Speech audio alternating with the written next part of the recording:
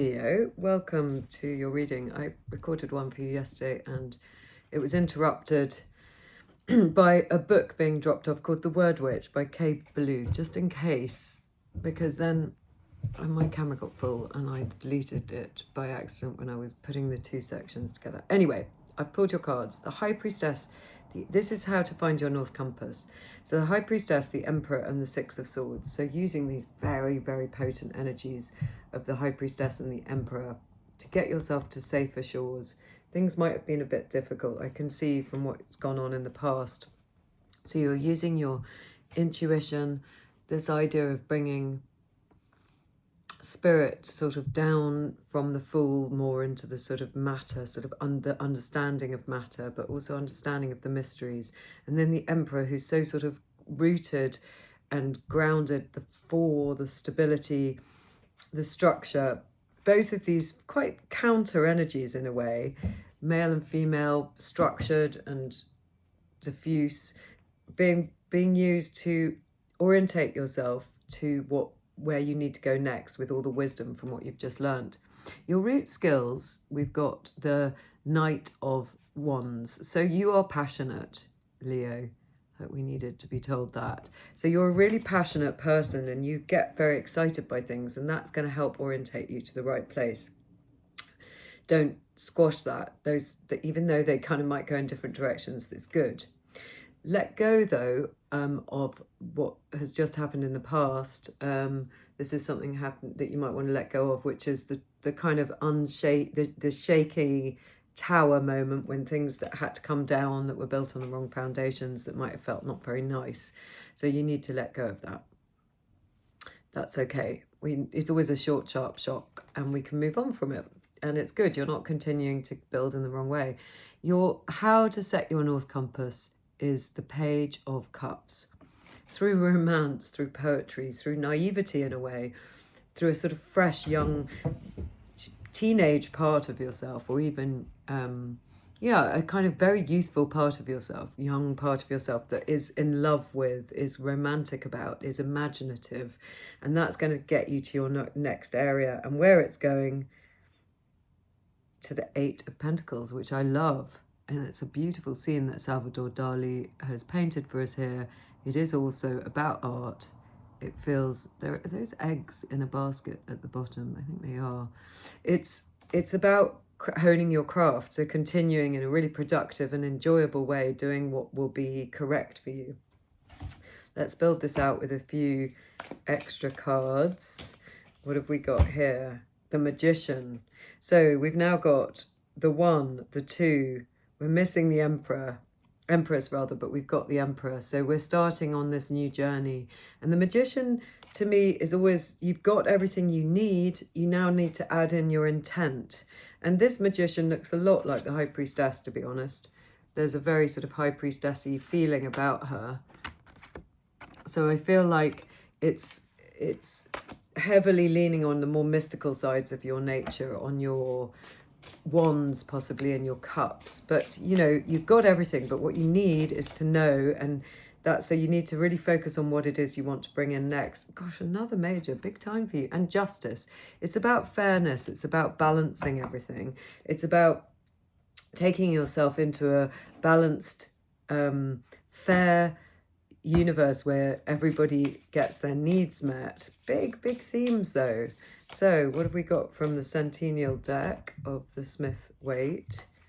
The Page of Wands. So you've got the Knight of Wands and the Page of Wands now. So double enthusiasm. So keep thinking about what you are enthusiastic about, what lights your fire. That is what's going to get you where you need to go. We like that energy, and don't suppress it in yourself, because it's taking you in the right direction. I'm going to read you an oracle card now. Oh, it's the Hagstone.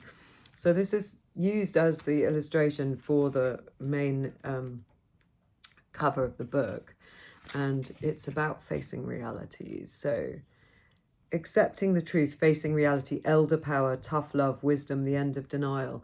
The Hag appears when you're stuck in denial, where whatever your age, you're at a place in your life journey where you're ready to face some harsh truths. Tough love can be given by others, but the toughest love of all is self-love, and the Hag will stay on your side as long as you need her. And then it talks a little bit about the hag stones, which I collect. I'm sure some of you might as well. There's fairy stones, adder stones, Odin stones, hex stones, or simply holy stones. Wear one like a magical monocle so that you can scan for the supernatural and the unseen in your everyday. So, you know, maybe this is harking back to the tower where we know you were building something potentially on the wrong foundations. And so you've just got to be really real with yourself. Whatever your enthusiasms are, don't suppress those, but definitely go after what is fair and just and real and correct, and face the truths about that. The Emperor can help you with this, and the Empress can give you extra insight. So it's a time of rebuilding, but rebuilding something really, really healthy. And what have we got here? Voice. Okay, it's interesting because, as I said to you, I did this reading for you yesterday, and while I was doing it, the hag, this wild witch book was delivered and interrupted the reading. So I am going to mention it again. The Word Witch by Kate Ballou. It's about calling upon and cultivating creative magic within you. And I think the voices are similar colours. Let's read from the book, because maybe that's part of your process and your creative excitement here. And you have got the card for the poet with the page of wands as well. So maybe there's somebody out there who's doing that kind of work. Regardless, it will be relevant. You are here to be known, so speak and be seen. Family culture and society can often demand silence and invisibility. Sometimes early in life, silence and invisibility are even the necessary means for survival. However, at some point in our life, we need to release our light from the shadows and shine our uniqueness in the world. It's interesting. So it is going back to that page energy, the page of wands, the page of cups, that kind of enthusiasm, how to set your North Compass is about. Maybe regaining some part of your voice that was lost early on. You might stir up feelings of being criticized, rejected, or abandoned. Nonetheless, it is always up to us whether such fears stop us or we persist alongside them until they dissipate. Don't let your unique gifts be trapped, because it will turn into toxic energy. Allow your spirit self to sing, nourish, and this will which nourishes and expands us ourselves. It's time to be tuning into your voice from your heart center. That again is the page of cups. It may involve turning out any unsupportive external forces. So that's your tower coming down. Much joy can be had in exploring every medium or form that inspires you. Allow your body, thoughts, and heart to breathe in tune with your spirit self's beat and vitality, so messages and blessings can reach you. You are the only person who can proceed to make you invisible or silent. Once you accept yourself, no one and nothing can have the limiting effects of judgment, criticism, or rejection. It's up to you to let no doubt or fear have the power to bury you into muting shadows. Remember that every perceived rejection, setback, or failure is a lesson forming your pathway to the door that opens. Only you can stop you from walking through. Wow.